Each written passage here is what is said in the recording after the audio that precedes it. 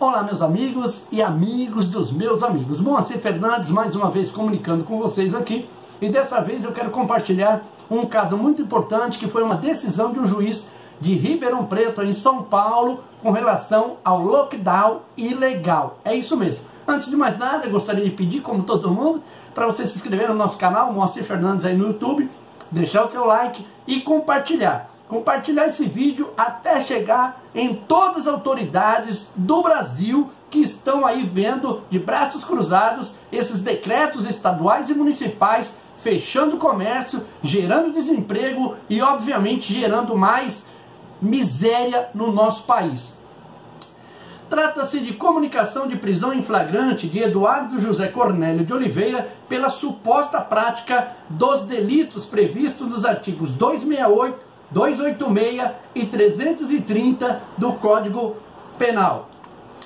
Dispensada a realização de audiência de custódia nos termos do provimento CSM 2.548 de 2020 e do comunicado CG 232 de 2020, ambos do Tribunal de Justiça do Estado de São Paulo, e da Recomendação 62/2020 do Conselho Nacional da Justiça.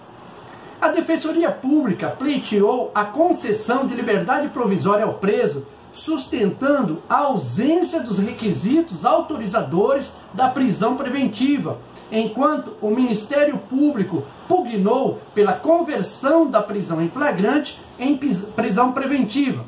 Em suma, por ter o indiciado reiterado o descumprimento de determinações sanitárias e incitado outros comerciantes a fazerem o mesmo, em desrespeitos aos decretos de calamidade pública. A prisão em flagrante comunicada é manifestamente ilegal e deve ser relaxada nos termos do artigo 5º, inciso 65 da Constituição da República e do artigo 310, inciso I, do Código de Processo Penal. De acordo com a capitulação jurídica atribuída pela autoridade policial, a conduta do preso, consistente em manter seu estabelecimento comercial aberto, em desobediência à determinação do governo estadual, que ordenou o fechamento do comércio na chamada fase emergencial da pandemia de Covid-19 e ter incitado outros comerciantes a fazerem o mesmo, teria caracterizado os crimes definidos nos artigos 268, 286 e 330 do Código Penal.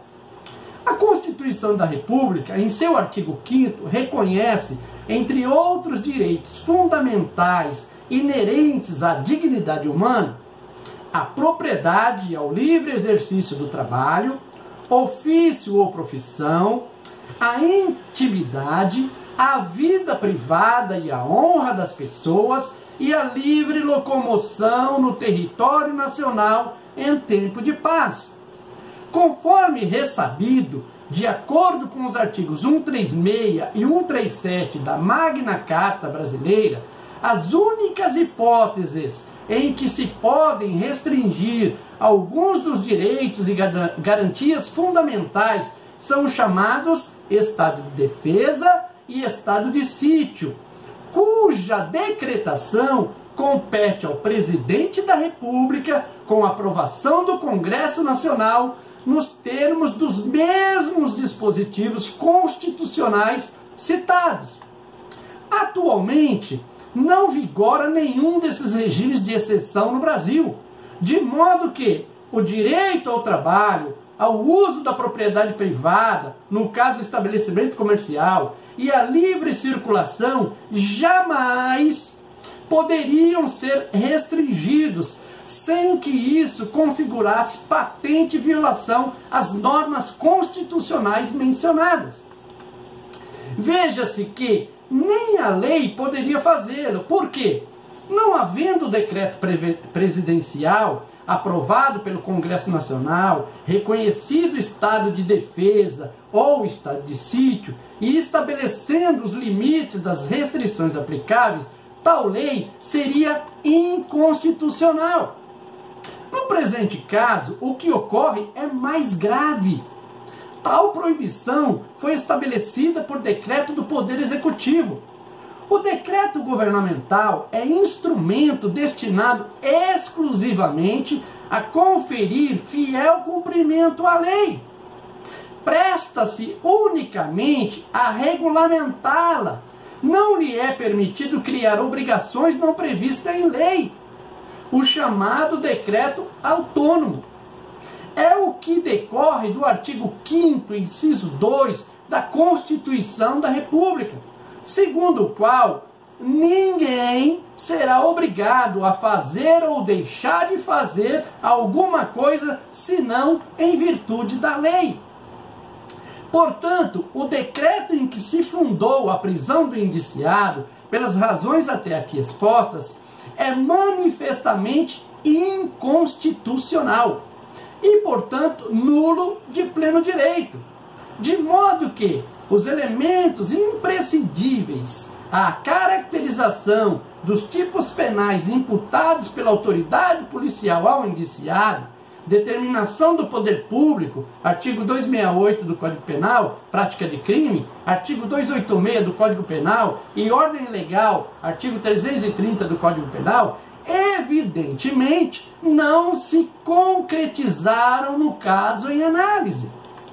De fato, como admitir que um decreto do Poder Executivo, cujo teor viola francamente o texto constitucional, possa ser considerado validamente uma determinação do poder público?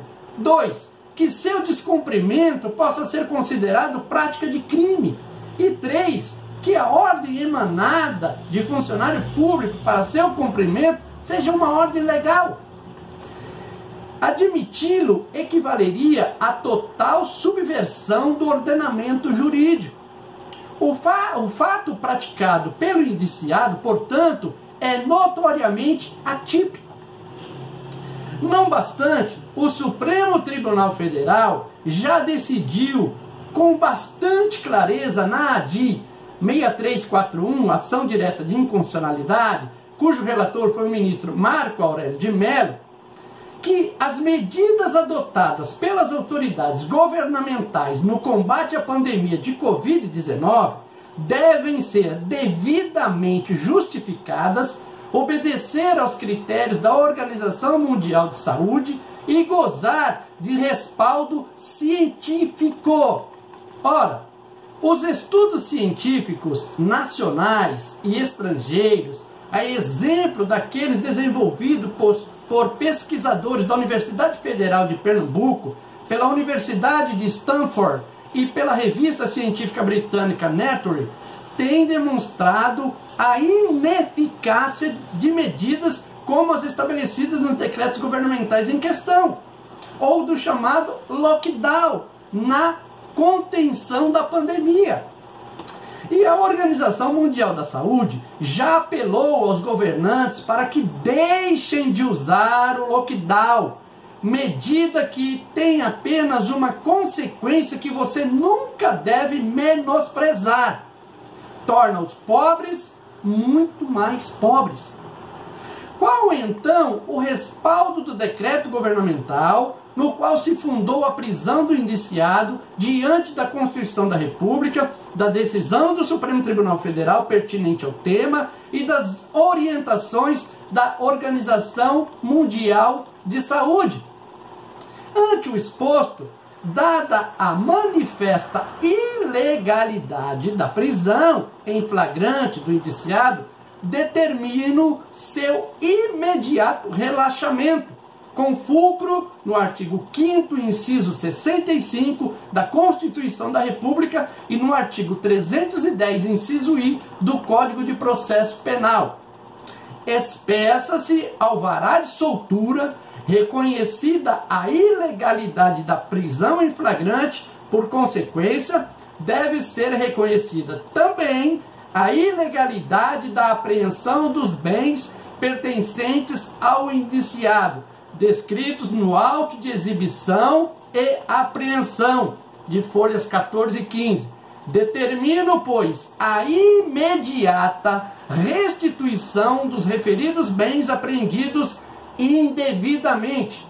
Espeça-se o necessário, cumpra-se. Ribeirão Preto, 17 de março de 2021. Giovanni Augusto Serra Azul Guimarães, juiz de direito. Parabéns, doutor Giovanni, meritíssimo juiz aí de Ribeirão Preto. Que as demais autoridades do país, dos estados e dos municípios possam seguir o exemplo de Vossa Excelência e analisar de fato como é a questão constitucional desse lockdown ilegal. Então, eu quero pedir a você, compartilhe até chegar em todas as autoridades do Brasil essa decisão do Dr. Giovanni Augusto Serra Azul Guimarães de Ribeirão Preto, né? Não vamos aceitar no estado de São Paulo que o Ditadoria continue ditando esses decretos para gerar a quebradeira das empresas, do comércio, gerar desemprego e, consequentemente, gerar fome e deixar o pobre cada vez mais pobre. Aqui em Itaquaquecetuba também, o prefeito vai na mesma linha do governador Ditadoria. Manda fechar tudo, mas a fiscalização não para de multar, a Zona Azul não para de cobrar, o pedágio do Dória não para de cobrar, as multas não deixam de chegar, a conta de luz, de água e assim sucessivamente. Fala R$1 que o Dória pegou para ajudar no auxílio emergencial. Fala R$1 que o prefeito de Itaquá pegou para ajudar no auxílio emergencial. Pelo contrário, está anunciando aí caminhão de lixo novo. Por quê? Porque eles aprovaram uma licitação do lixo de mais de 1,3 bilhão para recolher o lixo de Itaquaquecetuba por 30 anos. E agora estão anunciando essa maravilha aí, caminhão de lixo e mais. 1º de abril agora, ele começa a cobrar a taxa do lixo de Itaquaquecetuba. Esses são os governantes ditadores que estão no estado de São Paulo e Itaquaquecetuba. E aí na sua cidade também deve ter alguém desse tipo no seu estado. Então compartilha. Vou subir esse vídeo com a hashtag Lockdown Ilegal. Que Deus tenha misericórdia do nosso Brasil e abençoe a nossa família. Um abraço.